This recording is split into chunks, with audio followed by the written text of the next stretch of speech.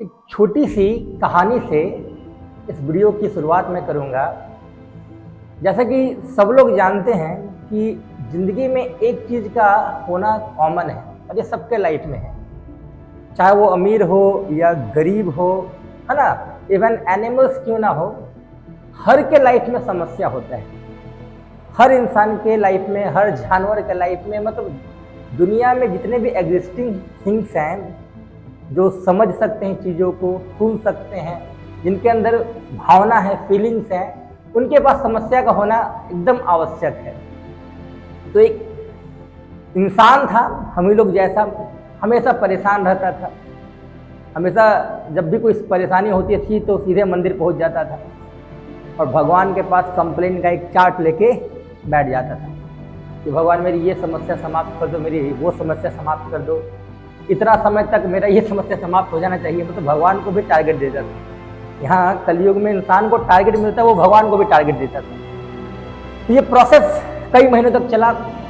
हर दिन मंदिर पहुंचे और भगवान के सामने मतलब अपना शिकायत शुरू कर दे कि भगवान मेरे लाइफ से समस्या समाप्त कर दीजिए। और भगवान उसका करीब करीब 1 मंथ तक ये शिकायत का मतलब लिस्ट वो लेके जाता था और भगवान उसका सुनते नहीं थे। एक दिन गुस्से में आया, बोला भगवान आज तो आपको मेरा शिकायत सुनना ही होगा, मेरी जिंदगी की सारी समस्या को आपको समाप्त करना ही होगा। अगर आप भगवान हैं सही में, अगर आपको लोग मानता है, आप एग्जिस्ट करते हैं, तो आपको मेरी समस्या को समाप्त करना होगा। वो इंसान मंदिर से बाहर जाता है, उसका एक्सीडेंट हो जाता है, उसका डेथ हो जाता है और सीधे वो भगवान के पास ही चला जाता है। अब सोचिए वो और कितना गुस्सा में होगा। जब वो भगवान के पास पहुंचता है तो उसका गुस्सा एकदम समझिए कि एकदम पीक पे है। इतना गुस्सा है कि मत पूछिए। वो भगवान को बोल रहा है कि आप तो सही में एकदम क्रूर हैं, इमोशनलेस है, आप में तो भावना ही नहीं है। मैंने बोला मेरी जिंदगी की समस्या को समाप्त कर दीजिए, आपने तो हमको ही समाप्त कर दिया। भगवान मुस्कुराए और बोले कि हम वही दिए जो आप मांगे हो। आप एक बात समझ लो कि जीवन में जब तक हम लोग जिंदा हैं, जब तक हमारा लाइफ है, जब तक हम जीवित हैं, तब तक समस्या है। अगर आप ये कहते हो कि मेरी समस्या समाप्त हो जाए तो फिर जीवन लीला को समाप्त करना होगा। जब तक जीवन है तब तक समस्या। अगर आप ये सोचते हो कि आपकी समस्या समाप्त हो जाए तो ये एक ही सिचुएशन में होगा कि आपको अपना जीवन का लीला को समाप्त करना होगा। जिस दिन आप खत्म, समस्या खत्म। तो भगवान ने तो सही में उसका सुन लिया, क्योंकि उसने भगवान को काफी ज्यादा भला बुरा बोल दिया था कि भगवान आज तो आपको सुनना ही होगा मेरा। तो ये मान के चलना है कि जिंदगी है तो समस्या है। जिस दिन जिंदगी खत्म, समस्या खत्म। तो शब्द पे काफी नियंत्रण रखना है। सोच समझ के हम लोग को भगवान से भी कुछ मांगना है। मतलब एक छोटा सा शब्द का हेर फेर होने से कुंभकर्ण जो है, आप लोग जानते होंगे, रावण के भाई थे कुंभकर्ण, उनको चाहिए था इंद्रासन, इंद्र का आसन चाहिए था।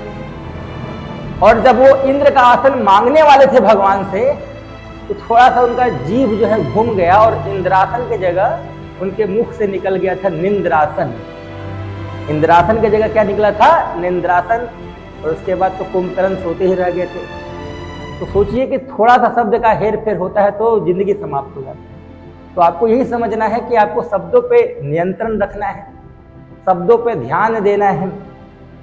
शब्द के चलते ही कुछ लोगों का घाव जो है नासूर हो जाता है और अच्छे शब्द से कुछ घाव पे मरहम का भी काम होता है। तो समझने का मतलब है कि शब्द पे ध्यान देना आप लोगों को। और समस्या तो जिंदगी का समझ लीजिए जिंदगी के कॉमन पार्ट है। मतलब समस्या तो रहना फिक्स है। मतलब अगर हम ये कहें कि समस्या इंसान के लाइफ में नहीं, भगवान के लाइफ में भी था, तो ये कहना बिल्कुल गलत नहीं होगा।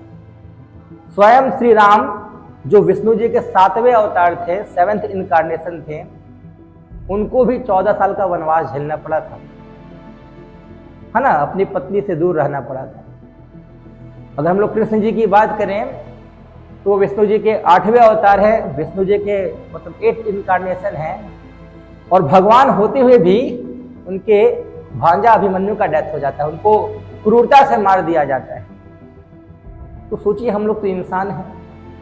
स्वयं महादेव, मतलब समझिए कि देवों के देव महादेव हैं वो, बट महादेव होने के बाद भी उनकी पत्नी सती को जलना पड़ता है, मरना पड़ता है।